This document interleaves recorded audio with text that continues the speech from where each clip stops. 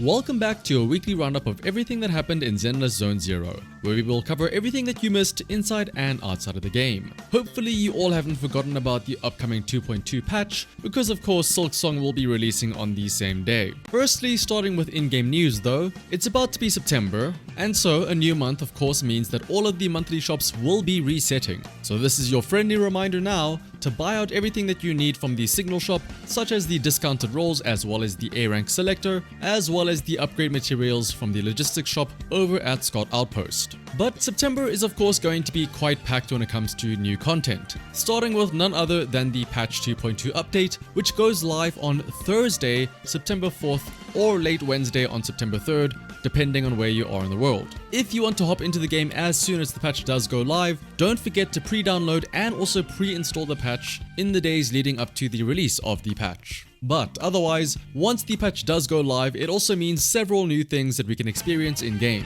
The most obvious, of course, are the new banners for Seed and the rerunning trigger. Alongside these two S ranks will be the A ranks, Anby and Nicole, which is a great pickup if you have not yet gotten Nicole to Mindscape 6 yet. In the few days after the weekly reset leading up to Seed's banner, if you are still farming materials for Seed, don't forget that her Notorious Hunt drop is the Miasma Priest drop, as well as the Lumberjack Expert Challenge for her core skill. So once the weekly reset happens and you're wondering what to do for your Notorious Hunt, why not consider doing that for Seed? But it is not just the new agents though, but we will also be getting a new Obol squad of Bangbu, Mercury, over in the Bangbu Gacha. Now, even if you aren't interested in the gacha though, there is also plenty of other new content such as the main story for patch 2.2, do not go into that good night. There will also be a new routine cleanup stage featuring the two new drive disc sets, Dawn's Bloom and Moonlight Lullaby. If you've been hoarding your Victoria housekeeping tickets from Holo Zero, now would be a great time to spend them on these new sets. And shortly after the main update drops on the 4th of September, we will also be getting our first event, the Band of Brave Bangbu event, which is the Arknight style Bangbu minigame, which will also be how we get the free A rank Bangbu, Excalibur. And lastly, for in-game news, who doesn't love some freebies, right? Starting as soon as the patch 2.2 drops, a 7-day login event will be available for 10 encrypted master tapes to help you get some extra pulls for any of the upcoming agents that you might have your eyes on. And speaking of stocking up on some pulls, if you would like to top up on some polychromes yourselves, why not try using LD Shop, especially considering you can get top-up options cheaper through LD Shop than you would in-game, with discounts of up to nearly 22% for new users. For example, purchasing an internet membership through LD Shop costs only $3.87 compared to the $5 if you were to purchase it in-game. And topping up is really easy. All you need is your in-game user ID and your server. Once you fill those in, you can click on top up, choose your payment method, and within seconds your order is completed and you can see the rewards in-game. And yes, you can even get the double bonus for first-time top-ups. LD Shop is a trusted and authorized service that is 100% safe and legitimate. Also, if you use my link in the description when you register on LD Shop, you will also get a 5% off coupon to use. And if you spend over $80, you will also gain a VIP membership, which can earn you free internet memberships and regular coupons. Once again, you can check out the description and the pinned comment to start saving with LD Shop. Moving on to social media news, firstly, a happy birthday to the asymmetrical bunny girl herself, Alice Timefield. I do feel like it's kind of a missed opportunity that they didn't make her birthday on a symmetrical date like 8th of August or the 9th of September, but maybe that would have been a bit too on the nose. But otherwise though, happy birthday to her and anybody else whose birthday is this week. Zenless Zone Zero has also been pretty active this week when it comes to IRL stuff. Of course, there was Gamescom where the Aston Martin collab was shown off, and for those of you that couldn't attend to see it in person, this is what the 2024 Aston Martin Vantage looked like with the Victoria housekeeping decals on it. And then not only that though, but this past weekend there was also a Zenless Zone Zero booth over at Anime Impulse in Anaheim, California.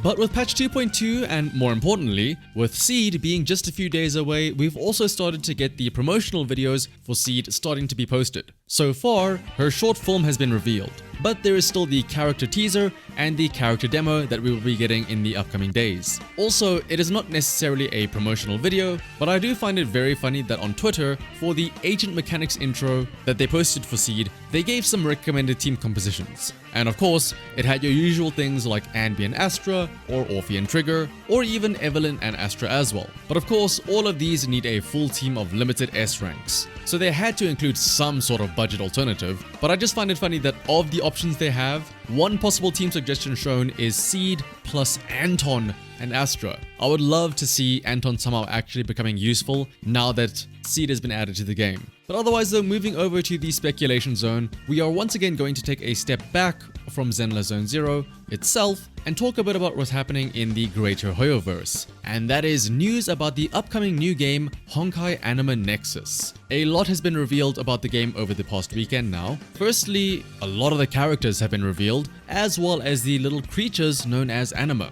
And since I know it's a bit of a hot topic now, what with Minato being revealed to be an A rank, and it seeming like Hoyoverse is becoming an anti-male sort of company, at least in terms of Zenless Zone Zero maybe, you will all be happy to hear that the gender split in Honkai Nexus Anima seems to be roughly 50-50 between the men and women. But most importantly though, we were also finally shown some actual gameplay for Honkai Nexus Anima, which for the most part can be described as what seems to be Genshin Impact style exploration with an auto chess minigame for the battles. Very similar to the recent NI chess legends that we've had over in Zenless Zone Zero. Assuming then that this auto chess is the main form of gameplay, aside from the exploration, and then also looking at the designs of the creatures, I think it's safe to say that Honkai Nexus Anima is going for the more laid back and cutesy type of path when it comes to the audience that they're aiming for, which I suppose does kind of make sense. You wouldn't want your new product to sort of overlap with the existing fan bases of your previous products, right? And especially again, considering some of the recent discourse within Zenless Zone Zero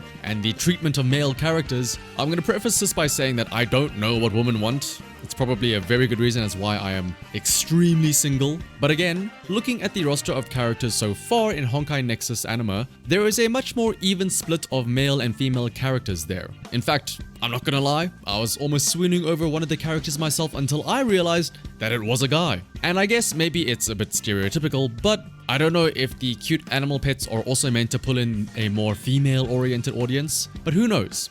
It's hard to say much about the game this early on in its life cycle, which is why it's actually probably a good thing that recruitment for the Nexus Bond test is now live. So if you are interested in the game and would like to try it out yourself as a beta tester, you can go to the official website and fill in the required questionnaire for a chance to join the test. And while you're on that page, you can also look at the 11 various characters that will be available in the game, or the 56 little anima creatures that you can collect as well. Of course, I assume that that will not be the full extensive list, since even within the trailers itself, there are some anima creatures that might be evolutions or maybe alternate versions of the animas shown off on the website. But for now, we will just have to wait and see what Hoyoverse has in store for us, since at the end of the day, this is all just speculation. Otherwise, thank you all for watching until the end. If you enjoyed this video, liking, commenting, and subscribing is greatly appreciated. So until next time, bye bye!